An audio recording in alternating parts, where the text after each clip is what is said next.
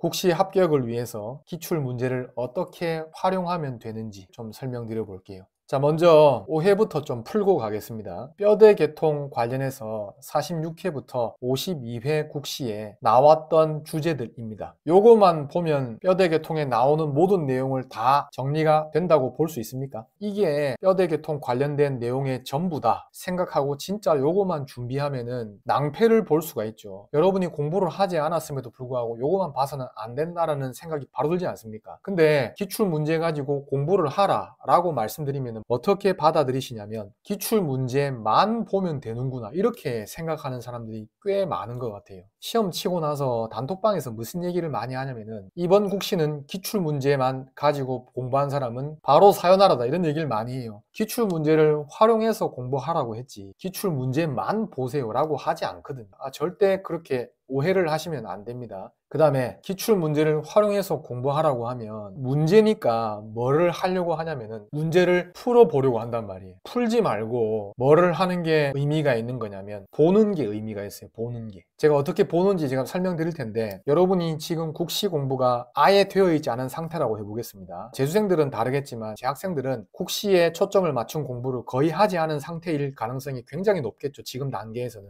제가 기출문제 가지고 공부를 하세요 라고 하면 나는 공부가 하나도 안 돼 있는데 어떻게 기출문제 가지고 공부를 하나요? 이렇게 얘기한단 말이에요. 기출문제 가지고 공부하라고 하는 게 문제를 푸는 게 아니라 일단은 보는 겁니다. 잘 보세요. 이렇게 문제가 있으면은 풀지 말고 여러분이 지금 뇌성마비 유형과 관련해서 공부한 게 하나도 없단 말이에요. 그냥 답을 먼저 바로 보세요. 이걸 강직형이라고 하는구나. 풀지 말고 답부터 확인하는 거예요. 그 다음 문제 한번 볼게요. 이것도 뇌성마비의 신경학적 유형원이라고 해가지고 또 강직형이 또 답이 됐어요. 자, 두 문제 지금 봤다고 합시다. 푼 게 아닙니다. 답부터 먼저 확인한 거예요. 그리고 잘 보니까 이게 강직형과 관련된 문제의 힌트일 거 아닙니까? 대뇌거칠 운동 능력 손상, 근긴장도 높음, 정형화된 운동 패턴. 오케이, 이게 강직형이구나. 그 다음에 여기 보니까 대뇌거칠의 운동 능력 손상, 그 다음에 과긴장, 정형화된 운동 패턴. 말이 비슷하죠? 강직형을 답으로 찾을 수 있는 힌트를 보니까 대뇌거칠 운동 능력 손상, 근긴장도 높음, 정형화된 운동 패턴. 이 문제에서도 대뇌거칠 운동 능력 손상, 과긴장, 정형화된 운동 패턴.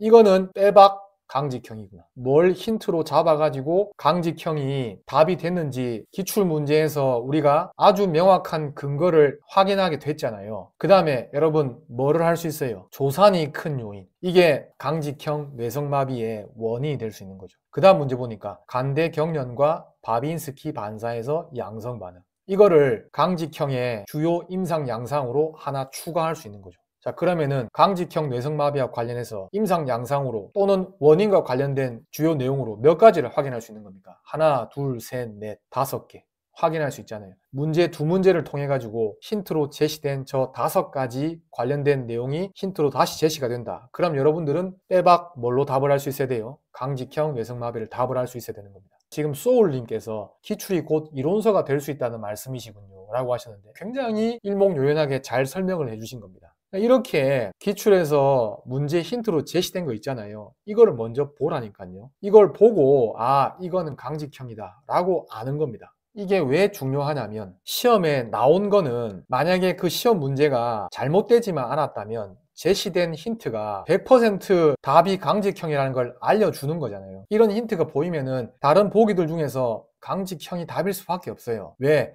국시원에서 강직형을 답으로 했으니까. 자, 그 다음에 이 문제 풀어보세요. 뭐 가지고 답을 4번으로 답 찾았어요? 이거 가지고 답 찾은 거죠. 대뇌거질의 운동 능력 손상. 이거 보고 강직형 뇌성마비라고 여러분 안 거죠. 아까 강직형 뇌성마비의 임상 양상으로 정형화된 운동 패턴 나왔잖아요. 그러니까 이게 답이 될 수밖에 없는 거죠. 지금 요거는 문제만 봤음에도 여러분 답을 할 수 있는 거잖아요. 이렇게 공부를 하시는 겁니다. 기출문제를 활용해서. 일단 이게 기본이에요. 자, 10,000% 활용하기 볼게요. 뭐를 10,000% 활용하는 거냐면은 국시에 출제된 문제를 10,000%도 너무 작습니다. 한 10만 프로 이상 활용을 해야 됩니다. 이완형 뇌성마비 아동의 중재, 호흡 촉진을 위해 울거나 크게 웃는 것을 유도한다. 이게 답이에요. 다른 문제를 보니까 뇌성마비 아동을 위한 물리치료는 어떤 중재 적용할 거냐 이건데 답이 똑같아요. 그리고 앞에 보기 1, 2, 3, 4하고 여기 1, 2, 3, 4가 너무 비슷합니다. 그리고 이완형 뇌성마비 아동의 중재가 답이 5번이었잖아요. 그러면 여기 근긴장도가 너무 낮아 바로 누운 자세에서 개구리 다리 자세를 취하는 뇌성마비, 이건 무슨 형이란 말이에요? 무슨 형 뇌성마비입니까? 그렇죠. 이완형 뇌성마비 가리키는 거잖아요. 이완형 뇌성마비의 주요 특징을 여기서 바로 안 거예요. 하나, 개구리 다리 자세. 그리고 중재는 호흡을 촉진하기 위해서 울거나 크게 웃는 것을 유도한다. 굉장히 비슷한 문제죠. 국시에 출제된 문제들은 수백 번, 수천 번 곱씹어서 완전히 소화를 시킬 수 있게끔 자꾸자꾸 봐두는 게 여러분이 앞으로 보게 될 국시 시험에서도 얼마든지 도움이 된단 말입니다. 나중에는 문제를 푸는 게 의미가 없어져요. 왜냐하면 여러분이 이 문제를 풀면서 답이 뭔지 대본에 이제 다 알거든. 그러니까 문제를 계속해서 푸는 게 의미가 없어져요. 그 단계에서는 뭐를 하냐면은 문제를 계속 보는 겁니다. 답이 된 거 눈에 익히고, 그냥 답이 되지 않았던 것들도 이거는 이래서 답이 아니었구나, 이런 것들을 계속 눈에다가 익히는 겁니다. 그러면 비슷한 표현을 활용해서 문제로 나온다. 그러면 그런 문제는 기억을 더듬어서 충분히 답으로 연결시킬 수 있습니다. 그 다음에 선택지를 활용하는 팁을 좀 말씀드려 볼게요. 뇌성마비 유형과 관련된 거를 계속 보고 있는데, 여러분이 이제 국시에 뇌성마비 유형을 묻는 문제가 나온다고 아니까 뇌성마비 어떤 유형들이 있는지 확인할 거 아닙니까? 책을 보니까 뇌성마비 유형이 만약에 한 10가지가 있다고 해봅시다. 그 중에서 어떤 걸 좀 더 중점적으로 공부해야 되는지 임의로 정할 수 없잖아요. 근데 그거는 여러분이 정하는 게 아니고 출제된 문제가 정해주는 겁니다. 뇌성마비 유형과 관련해서 국시에서 답이 된 게 뭐냐면은 강직형,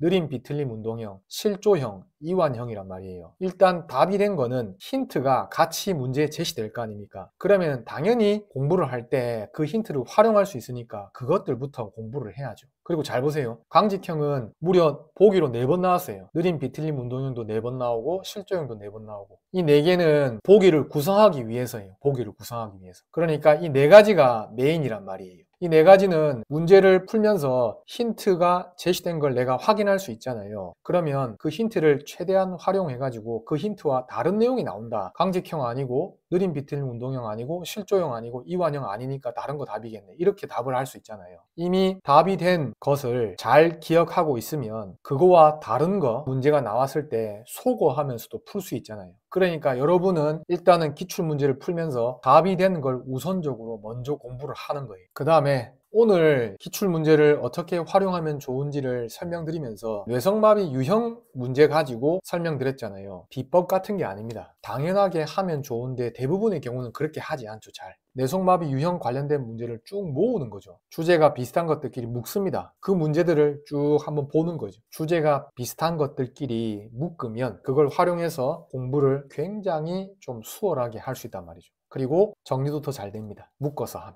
강의를 보시는 분들은 그냥 강의 보시면 주제별로 다 묶여 있으니까 그거 보고 공부하시면 되는 거고, 나는 개인적으로 기출문제를 내가 보면서 공부를 하겠다. 그러면은 과목별로 일단 묶은 다음에 그 과목 내에서도 주제가 비슷한 것들 이렇게 묶어보는 겁니다. 그 다음에 모의고사보다 기출문제를 먼저 봐야 돼요. 기출문제가 지구상의 물리치료 국시와 관련되어 있는 문제 중에서 가장 좋은 문제입니다. 모의고사부터 보려고 하지 말고 기출문제부터 보십시오. 문제에서 제시되는 힌트는, 기출문제는 국시원에서 검증이 된 거지 않습니까? 이런 힌트가 나오면 이게 답이다 라고 검증이 됐잖아요. 근데 모의고사는 그러지 않다니까요. 출판사에서는 이게 답입니다 라고 답을 제시해 주겠죠. 근데 제시되는 힌트 있지 않습니까? 답을 찾는 데 근거가 되는 부분, 그 부분은 국시원에서 검증을 해준 게 아니잖아요. 똑같은 문제가 아니라면 기출문제하고 검증이 됐다고 할 수 없기 때문에 100% 그걸 믿을 수가 없어요. 그렇기 때문에 100% 믿을 수 있는 기출문제 가지고 시작을 하는 겁니다. 모의고사보다 기출문제가 무조건